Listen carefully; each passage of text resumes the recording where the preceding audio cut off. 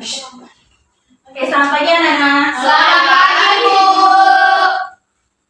Silakan. Berdiri.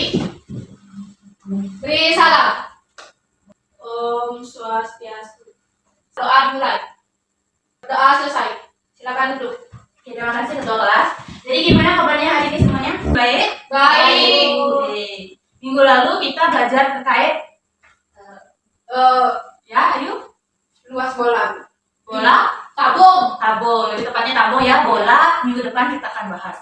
Oke, pada pertemuan hari ini kita akan membahas terkait dengan luas permukaan kerucut, yaitu bangun ruang sisi lengkung yang kedua. Oke, silakan perhatikan terlebih dahulu alat peraga yang sudah ibu buat di rumah.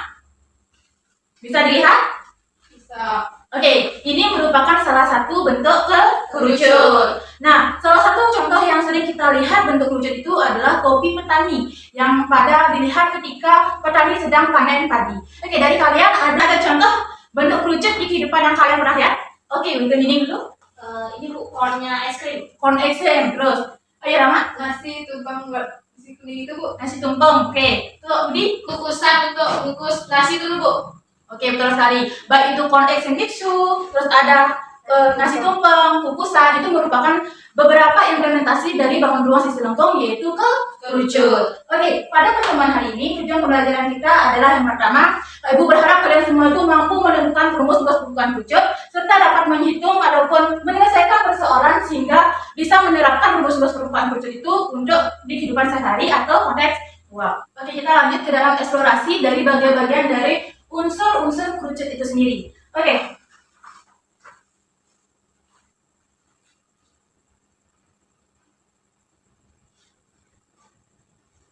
Bagian-bagian dari kerucut itu terdiri dari yang pertama titik puncak. Oke, titik puncak yang mana? Yang atas, Bu. Yang atas, Bu. Yang atas. Ibu misalkan dengan huruf T besar.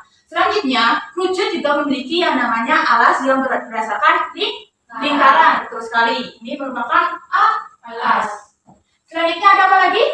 Tinggi kerucut. Tinggi kerucut. Tinggi kerucut itu mulai dari titik puncak ke alas dari titik alas, yaitu ibu misalkan dengan huruf T kecil. Selanjutnya selain titik puncak ada apa lagi? Garis pelukis. Garis pelukis, betul sekali. Garis pelukis ibu misalkan dengan huruf S. Oke, coba kalian pikirkan sebentar apa sih perbedaan antara tinggi kerucut dengan garis pelukis kerucut? Oke, ini. Kalau tinggi itu di tengah alas, kalau garis pelukis itu di tepi alas. Tinggi kerucut berarti tengah, dari titik puncak ke tengah alas. Nah sekali. Terus garis pelukis Garis yang di pinggir tepi alasnya itu. dari titik puncak ke tepi alas. Oke, tepat sekali ini. Jadi tinggi dan juga garis pelukis itu merupakan dua hal yang berbeda. Ingat itu, tinggi kerucut dan juga garis pelukis merupakan dua hal yang berbeda. Oke, siapa yang mau menunjukkan garis pelukis dari alat peraga ini? Oke, untuk Budi. Oke, yang mana disebut dengan garis pelukis? Dari ini menuju ke ini. Berarti dari titik puncak ke tepi alas. Oke, benar sekali Budi. Selanjutnya terkait dengan luas permukaan kerucut itu sendiri. Oke, kerucut itu memiliki 3 unsur penting, yaitu ada apa saja?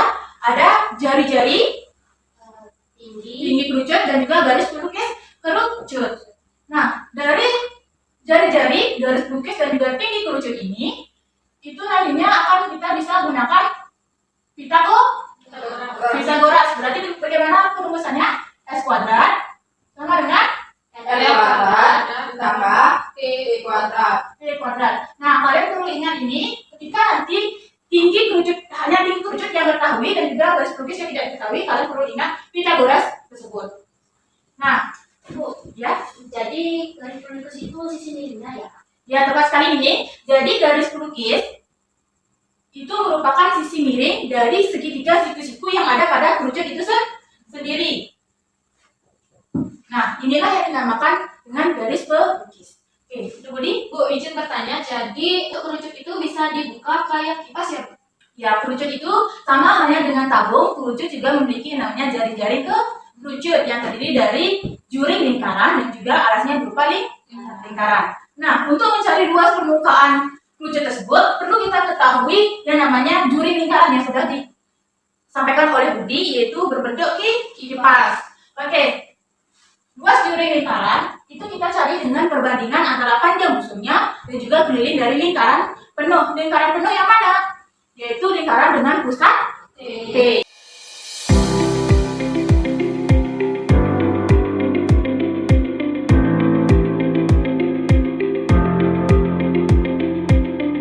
Dua PS. 2PS. Kenapa tidak 2PR?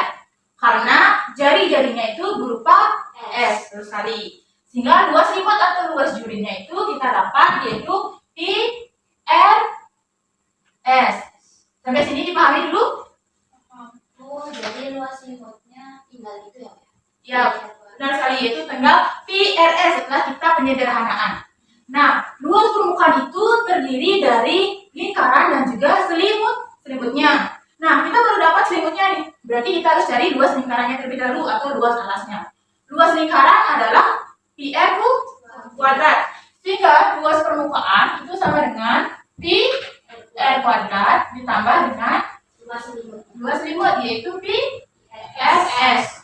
Sehingga luas permukaan adalah PR plus S. Oke, benar sekali ini. Sampai di sini terlebih dahulu. Oke, untuk kemudian ada yang mau ditanyakan? Jadi untuk rumus luas permukaannya itu jadinya P kali R dalam kurung R tambah S ya, Bu? Ya, betul sekali Budi. Jadi luas permukaan kerucut itu merupakan penjumlahan antara luas atas dan juga luas selimutnya. Sehingga didapat PR R plus S. Oke, kita lihat sekarang.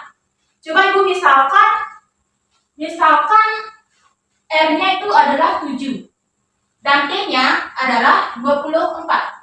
Oke, dari kalian ada yang memiliki ide terlebih dahulu apa yang harus kita lakukan terlebih dahulu? Oke, untuk ini. Langkah yang dilakukan pertama itu mencari garis pelukis memakai Pythagoras. Oke, benar sekali. Garis pelukis yaitu S kuadratnya. Menggunakan Pythagoras yang sudah kita tekankan tadi. Sehingga PR plus S. P-nya kita gunakan 2/7 atau menggunakan 3,14? 22/7. Kenapa kita menggunakan 22/7? Budi? Karena R-nya merupakan kelipatan 7, Bu. Oke, benar sekali. R merupakan kelipatan 7 sehingga menggunakan 22/7. Berarti 224 bisa dibagi dengan 7? Bisa. Bisa. Hasilnya adalah 32. Sehingga 22 dikalikan dengan 32 sama dengan 704 cm persegi. Kenapa tidak menggunakan kubik? Oke, ayo. Karena jika kita menggunakan kubik itu kita harus menggunakan volumenya. Sedangkan di sini kita menggunakan luas, kita menggunakan persegi. Oke, benar sekali. Ketika kita mau mencari yang namanya volume, maka gunakan kubik. Sedangkan ketika kita mau mencari luas permukaan, gunakan satuan persegi. Sampai di sini bisa dipahami terlebih dahulu? Bisa. Aman berarti ya? Aman. Nah, sebelum itu mari kita cek jawaban dari 704 cm persegi menggunakan GeoGebra. Oke, R-nya adalah 7 cm. T-nya adalah 24 cm. Wah, ternyata hasilnya sama 704 cm sehingga jawaban yang hasil eksplorasi kita hari ini yaitu valid atau benar. Oke, karena pembelajaran kita hari ini sudah selesai. Sebelum itu, Ibu minta nanti kalian akses GeoGebra ini di perpustakaan kita karena sekolah sudah menyediakan guide untuk sekolah kita. Nah, gimana sih perasaan kalian setelah mengikuti pembelajaran kita hari ini? Senang, menyenangkan, seru. Minggu depan mau seperti ini lagi? Ya. Oke, karena pembelajaran sudah selesai, Ibu minta ketua kelas menutup pembelajaran hari ini.